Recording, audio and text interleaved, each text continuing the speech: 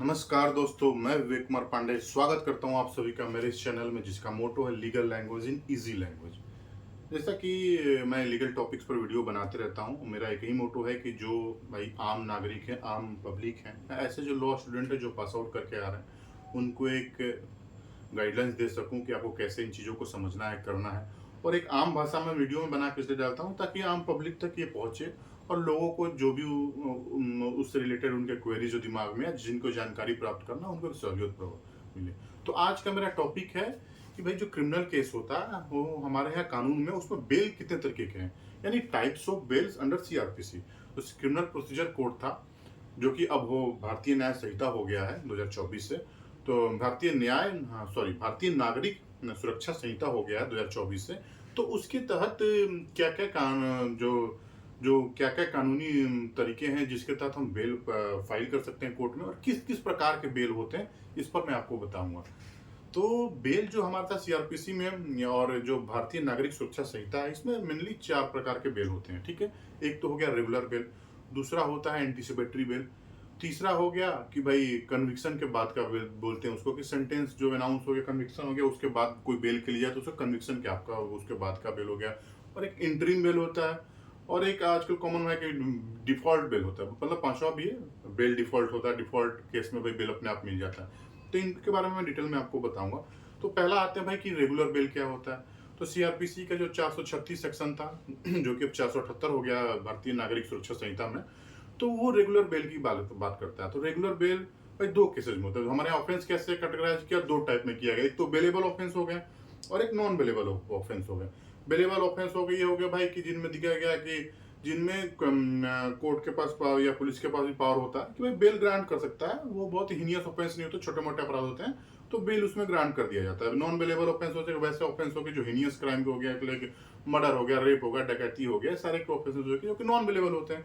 तो in case में bell नहीं मिलता है तो ये नॉन बेलेबल केस हो गए। तब इन केस में बेल किस सेक्शन में जाएगा, तो भाई 437 में नॉन बेलेबल ऑफेंस के बारे में जिक्र किया गया।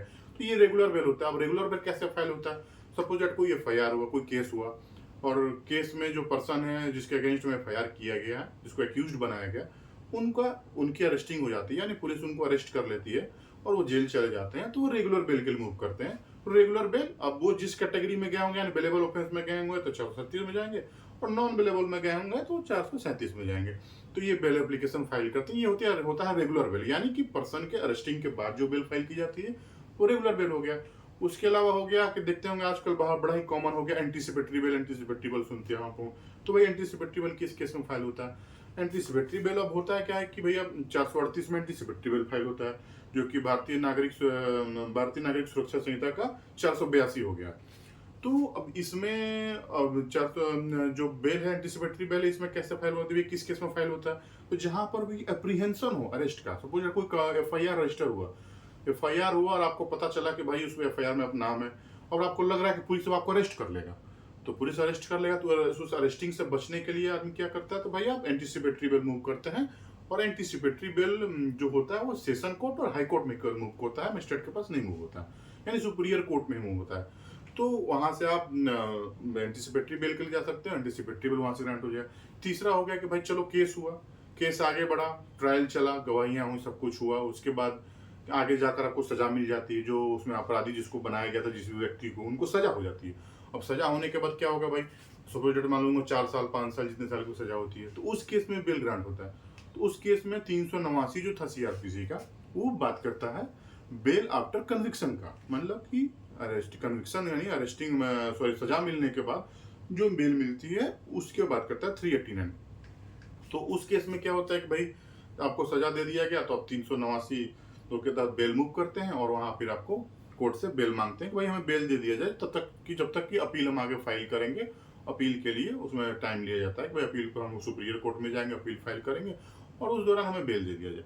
तो ये कन्विक्शन आफ्टर कन्विक्शन बेल ये होता है। फिर अब तीसरा एक बड़ा ही कॉमन है, तो बड़ा इंटरिम बेल आपने सुना होगा कि इंटरिम बेल ग्रांट हो गया, इंटरिम बेल ग्रांट हो। भाई इंटरिम बेल क्या होता है, तो सपोज दैट कोई बेल फाइल किया आपने, अब बेल फाइल किया कोर्ट में, जब बेल फाइल हुआ उस दौरान बेल पेंडिंग है और उसके हियरिंग में समय लग रहा है, तो जब एप्लीकेशन फाइल करते हैं तो उसमें उसके प्रेयर क्लॉज में एक इंटरिम बेल का भी आप एप्लीकेशन दाखिल लिखते हैं कि भाई कि जब तक बेल पेंडिंग है हमारा कोर्ट में, बेल का जो एप्लीकेशन है वो पेंडिंग है, उस दौरान तक हमें इंटरिम बेल ग्रांट किया जाए। और कोर्ट को लगता है कि हाँ जी अभी इसमें समय लगेगा, तो वो इंटरिम बेल ग्रांट कर देती है और बेल एप्लीकेशन जो पेंडिंग रहता है। तो ये हो गया इंटरिम बेल। अब इंटरिम बेल कहीं पर भी हमारे सीआरपीसी में डिफाइन नहीं है, यानी इसके लिए कोई सेक्शन नहीं है, जज का कोर्ट का डिस्क्रिप्शन है। और इसका मतलब प्रोसेस यही है कि जो हमारा आर्टिकल 21 है ना, right to life and liberty होता है, बात करता है, उससे कनेक्ट करके इस चीज को ग्रांट किया जाता है। ठीक है, कि भाई जेल में रखकर किसी को नेसेसरी कोई पर्पज सॉल्व होगा नहीं, और जब बेल पेंडिंग है, बेल मैटर, तो जरा इनको इंटरिम बेल दे दिया जाए। और तो फिर लास्ट आता है भैया कि बेल ऑन डिफॉल्ट क्या होता है। बेल ऑन डिफॉल्ट सुना होगा आपने कि बेल ऑन डिफॉल्ट, भाई डिफॉल्ट बेल मिल गया।